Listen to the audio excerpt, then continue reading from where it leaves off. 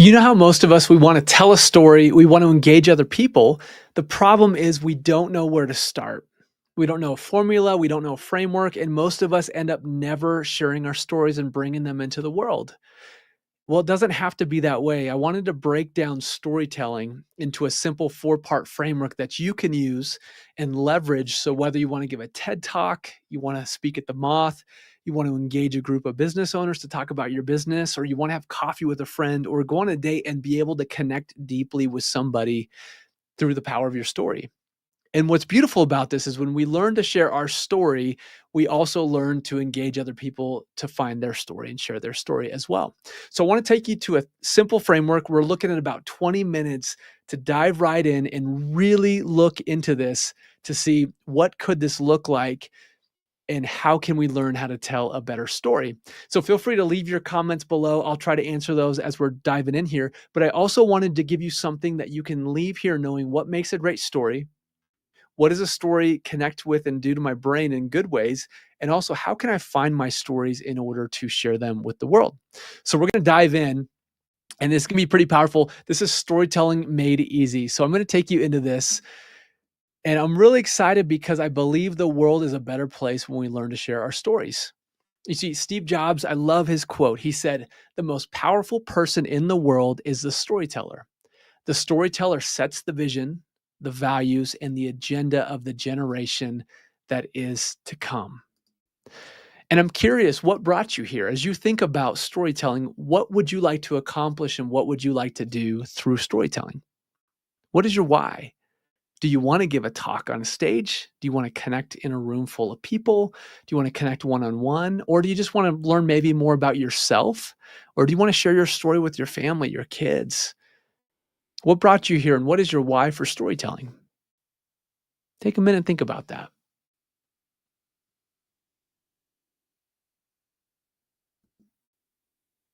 And as you're thinking about that, I want to read this ancient proverb. It says, "Tell me the facts and I'll learn. Tell me the truth and I'll believe. But tell me a story and it will live in my heart forever." Have you ever heard a story, read a book, watched a movie, experienced something, and you couldn't shake that? You couldn't get the story out of your head. And for some reason, when someone gave a 40-minute talk, all you remember is the story that they told. Why is that? That's why I love this quote. It says, "Tell me a story and it will live in my heart forever." That's the power of story.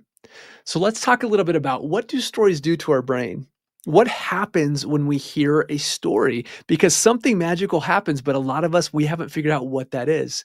Well, the first thing that happens when we engage in a good story is we have a dopamine release. Something in our brain goes off to say, this is amazing. This feels great. I'm experiencing something. And so that's why it breaks us out of a slump. It takes us from distracted into focused. Have you ever noticed that? Or it's like what we're always craving when we're eating sugar or spending money or scrolling social media. We're looking for dopamine to hit our brain, right? We're looking for that aha moment. And stories do that for our brain. What that does is it allows us to focus. It allows us to have deep motivation. And it also excites us. If you hear a great story, something in our hearts and our minds leaps with excitement. The next thing it does is it releases oxytocin in our brains. And what does oxytocin do? Well, it builds trust, connection, and empathy. That's why, as a communicator, stories are so important that we should really never teach unless we're teaching through a story and then adding facts and different things like that. But story is so ingrained in us as people that it will build trust and connection with empathy. And if we don't have story, those things fall to the wayside, right? There's something about when you watch that YouTube video or you listen to that TED Talk or the podcast and someone shares a story and you're feeling something. You're feeling tears coming into your eyes. You're feeling an emotion. You're feeling something because they built that trust, connection, and empathy. It also endorphins. It activates our endorphins in our brain, which lowers stress, improves our mood, and increases our well-being. So automatically, by hearing stories and telling stories, we are healthier mentally through the process. The last thing it does is it can release cortisol and adrenaline in our brains. which can lead to fear, stress, and anxiety. Have you ever watched a scary movie and just felt on the edge of your seat or saw a very dramatic scene in a movie? I was recently watching the Free Solo movie with Alex Honnold, and he's climbing this wall in Yosemite without ropes. And I'm ready to freak out. My stress level, my anxiety, my fear are just raging. My palms are sweating, and I'm wondering, does he make it? I know he makes it. I already know he's still alive. But in that movie, in that story, it was so captivating that it was actually causing stress until the very end in my mind as a viewer, right? Because I was invited into that story. Here's the wildest part of storytelling. If you could imagine two brains, when a storyteller is telling something and they're talking about this emotion and this thing that they're feeling, what happens is the other brains in the room connect deeply. The neurons become mirrored, which means that I'm matching theirs and they're matching mine, and I'm feeling what they're feeling. So if they're crying when they're telling their story, I'm starting to feel emotion. I'm starting to feel like I could possibly cry. Or if I'm on the edge of my seat and they're telling the story and they feel like they're on the edge of their seat sharing it, there's something powerful that happens because it allows us to be deeply connected. It allows us to share the experience, and it also allows us gratitude to hear somebody else's story like that. So if you think about this, if you wonder, well, what makes a good story? Or is my story a good story to tell? Well, here is the litmus test on this. Good stories help us feel something. Every great story will allow us and help us to feel something, something really powerful, something really magical, right? So if you're telling a story or you're practicing your story, if it doesn't help you feel something, stick with that story and mine out those feelings. Or if you're wondering, why am I not liking this story, this book, this movie, what's going on? It's probably because you're not feeling something. Good stories help us feel something. So if you think about this, well, what makes a great story? How do we know what a framework is? How do we tell this? And I want to share with you a simple 4-part framework that'll help you craft your story. So whether you're writing a story, telling a story, you want to know these 4 parts. It's a lot like 4 quarters in your pocket, right? If you have 4 quarters and they're it just feels a little funky, but when you have a dollar, all those 4 connect to something, it just makes sense. So we're going to talk about the 4 parts of story. And the first one we're going to talk about is through the simple framework, right? We're going to use this framework in order to break this down. The framework consists of these 4 things: a person, a want, a problem, and a change. So if we put that together, here is what a story looks like. A story told from a stage that's captivating or in a room with people looks like this. It's a person who wants something and has to overcome a problem to get it. And they change through the process. So, a story is simply this: a person who wants something and has to overcome a problem to get it, and they change through the experience. So, let's break that down. Every story has to have a person, a character, somebody in there. And most of the time, it should be you. So, you're gonna start by thinking about what's your story. Now, you may have a story that's about your mom or your dad or your friend.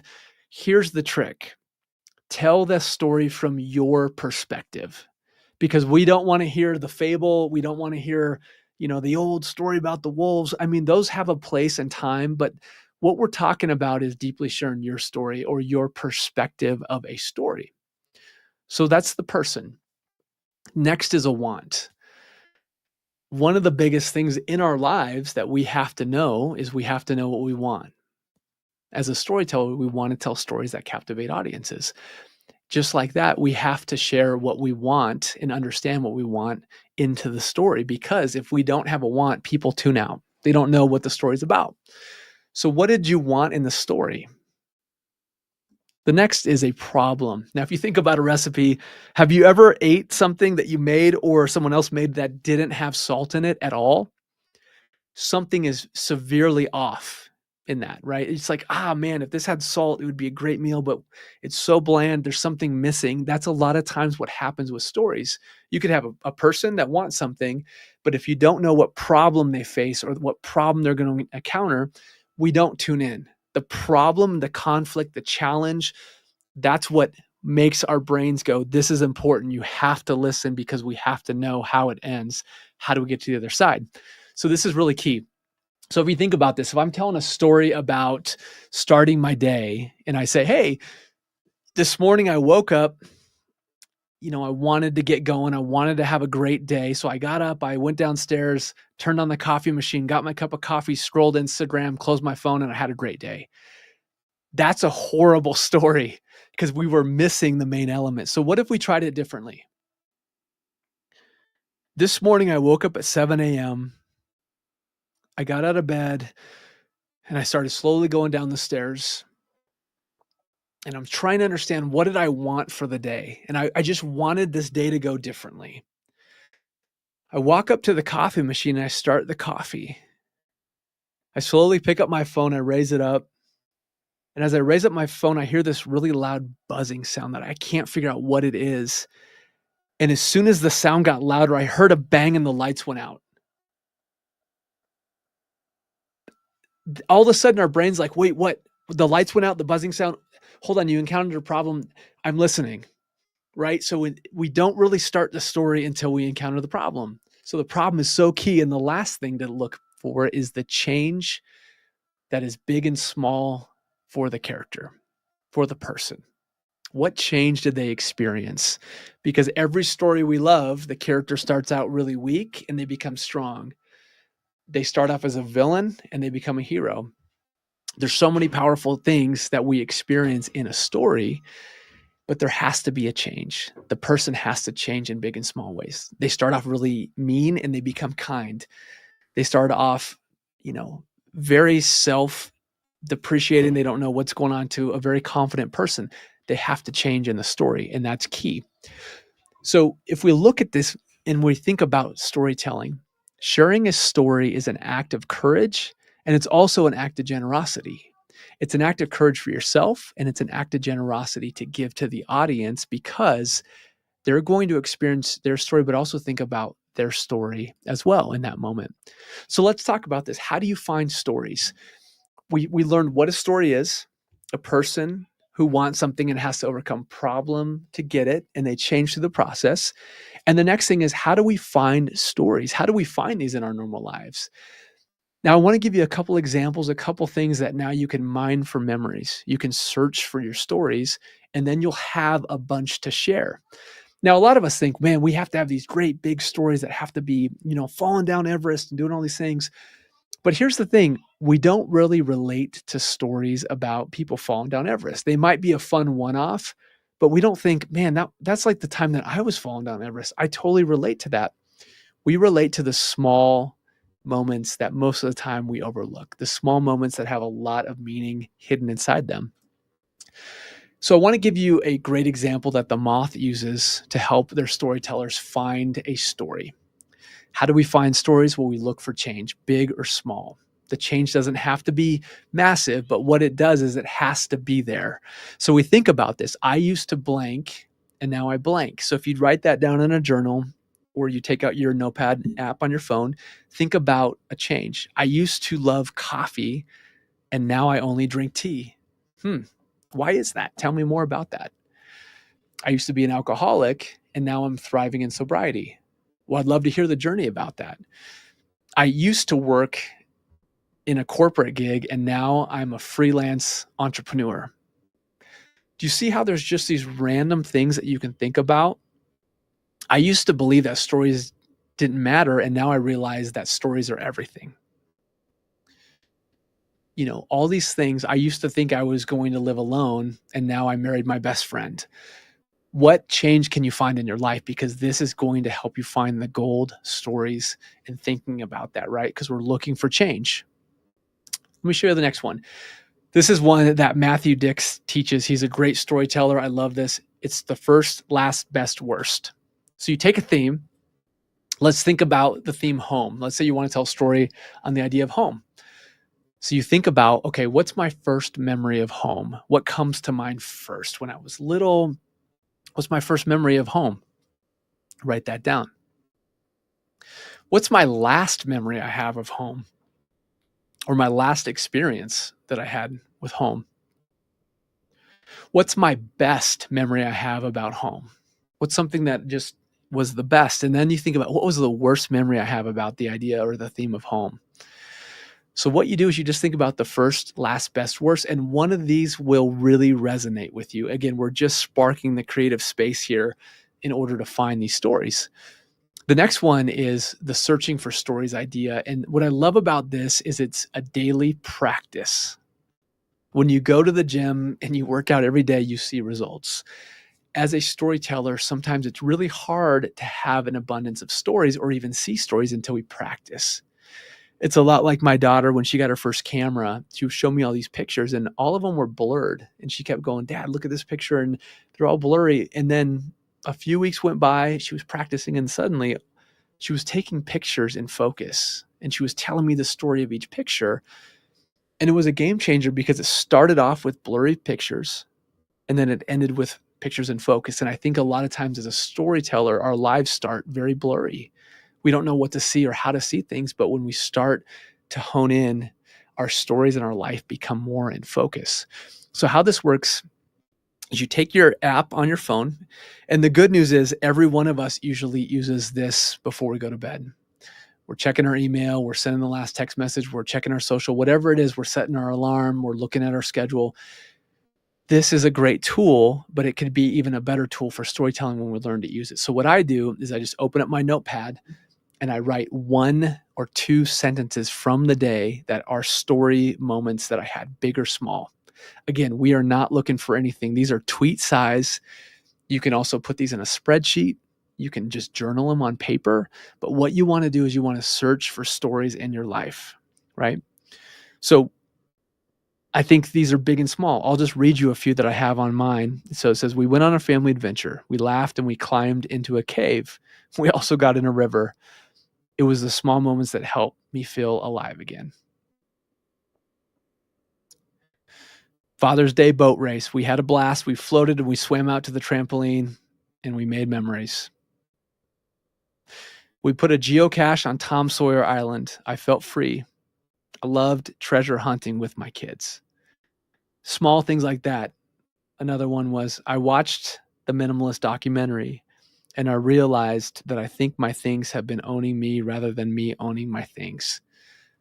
See all these just small moments, but these matter. So start collecting your stories every day and you'll start to see your life come into focus.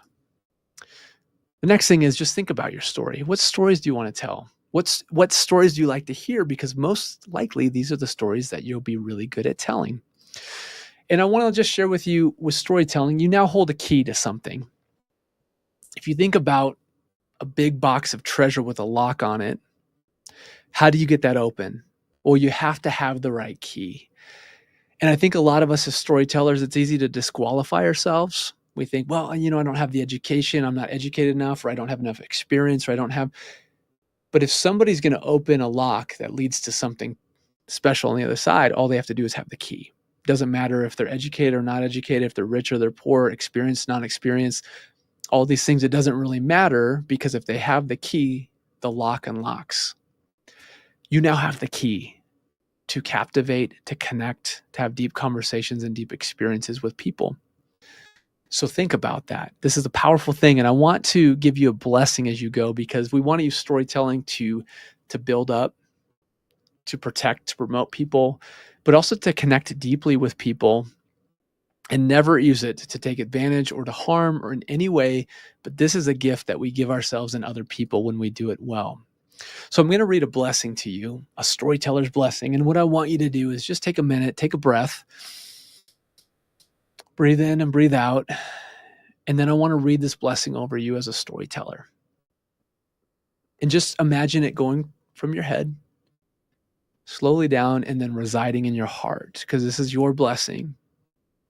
This is your words to take in because now you understand how to tell a better story. May you always find the words to invite people into a better story. May you always have the courage to share your authentic stories because you know there's a better life for you and the listeners on the other side. And may you always use your storytelling gift for bringing good into the world, not harm. And may you be richly rewarded for it. This is powerful. You now have all the tools you need to go tell a better story. And you now have all the tools you need to share with others how they can learn to find their story and how they could share it in the world. Because that's the beauty of storytelling. It's not used to keep in, but it's used to give away and to invite awareness, curiosity, kindness into this world and to explore together. So may you always use your storytelling gift to invite others into their better story as well. Thanks for watching,